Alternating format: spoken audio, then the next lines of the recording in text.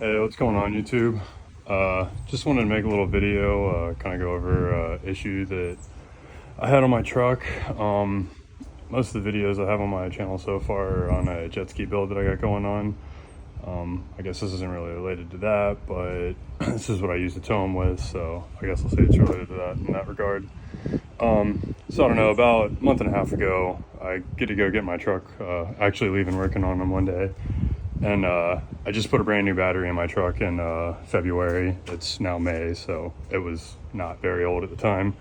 And I get my truck to start it, and I get a click, like my battery's dead, which, having a new battery, I didn't think was the case. I did test the multimeter, and I had voltage, so I confirmed it wasn't a bad battery. So I'm like confused what's happening, and I just take the key out the first time it happens and put it right back in, and it cranks over fine.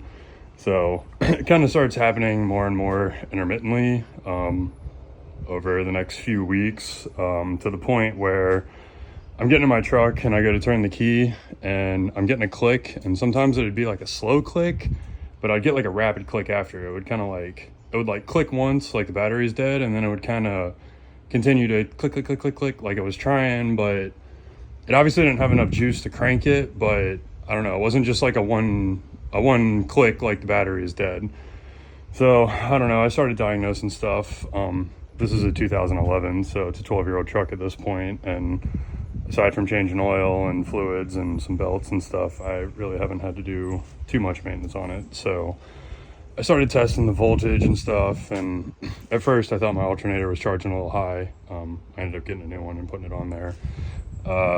After I did more research, I think it was charging within spec for these trucks. So, and in hindsight, the more the problem started, I didn't really think an alternator was going to fix that.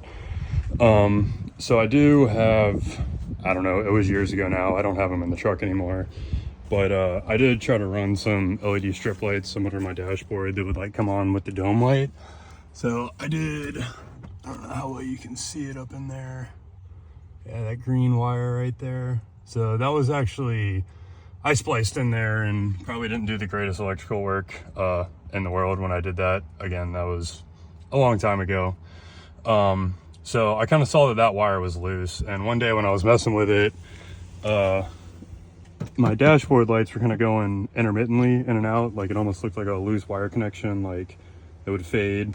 So I started messing with that wire, and that seemed to be my problem on the dome light turning on, because sometimes I put my key in and it wouldn't even like recognize the key. So I did go ahead and redo that wire.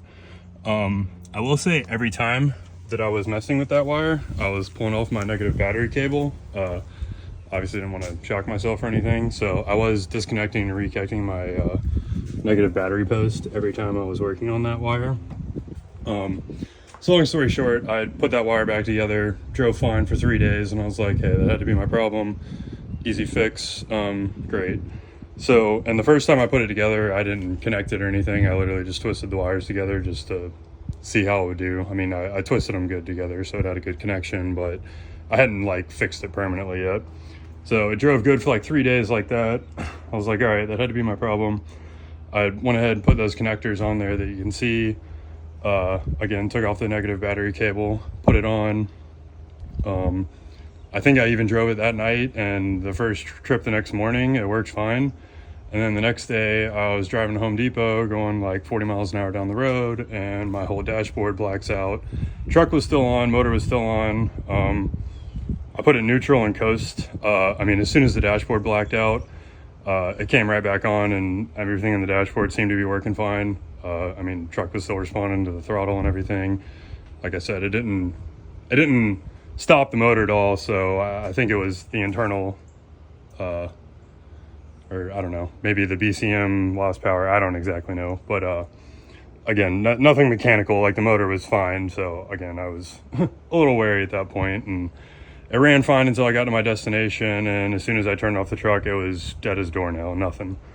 So I was in Home Depot parking lot at that point, which I go up under my dashboard and start pulling that wiring harness, messing with it, totally take it out, nothing, can't get anything, totally dead. And I'm like unhappy at this point. So I just opened my hood just to see what's going on, like what what like is something loose under here, like I don't know, getting frustrated with it at this point.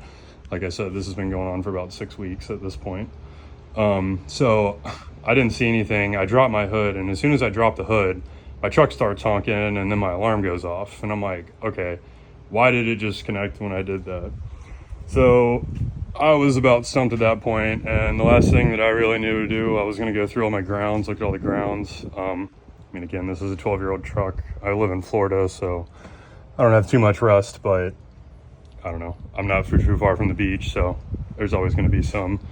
So anyway, I start looking at that, and I notice on these factory GM ground wires, there's not a whole lot of slack in there, and mine had a tiny bit of play in it, but there's not a lot of slack. So depending on how it was sitting, it didn't really seem like it was that loose.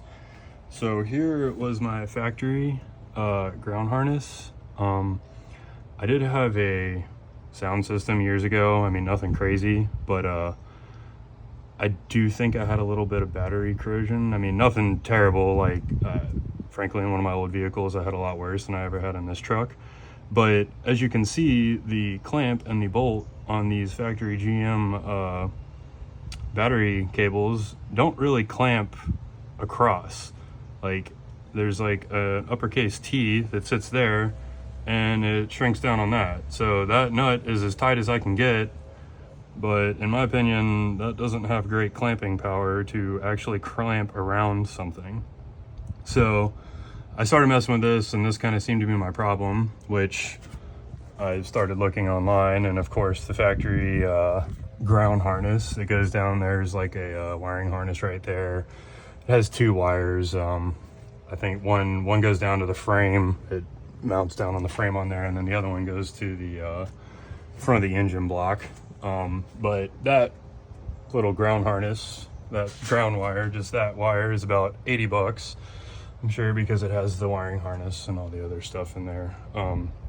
So anyway, I ended up going to O'Reilly's, and I just bought a universal battery ground adapter. I actually have a second lead now that I'm not using at this point. You can't really see it, but there's another adapter for the small wire in the back there.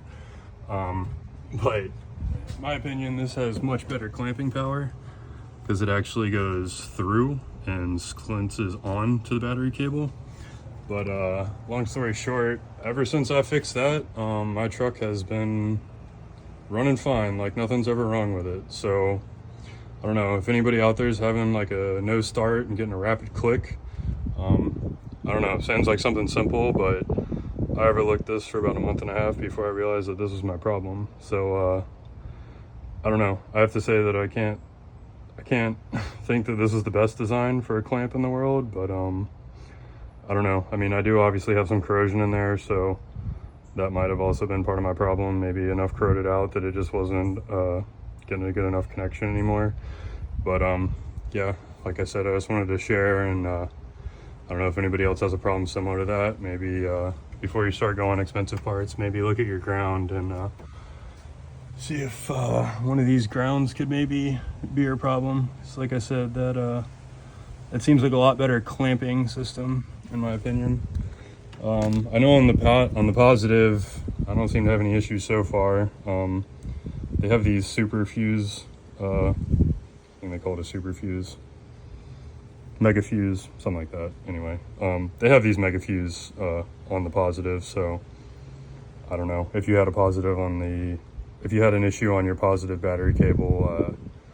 I don't know if one of these adapters would work or what, but you may have to get a whole new one of those. But anyway, thankfully mine was on the ground side, and like I said, a little universal part was able to fix it, and it's been running good ever since. So I've been driving it for about 2 weeks now since I redid that, so I do think that was my problem. But like I said, just wanted to share in case anybody else had a similar issue and could save somebody else a headache. Thanks for watching.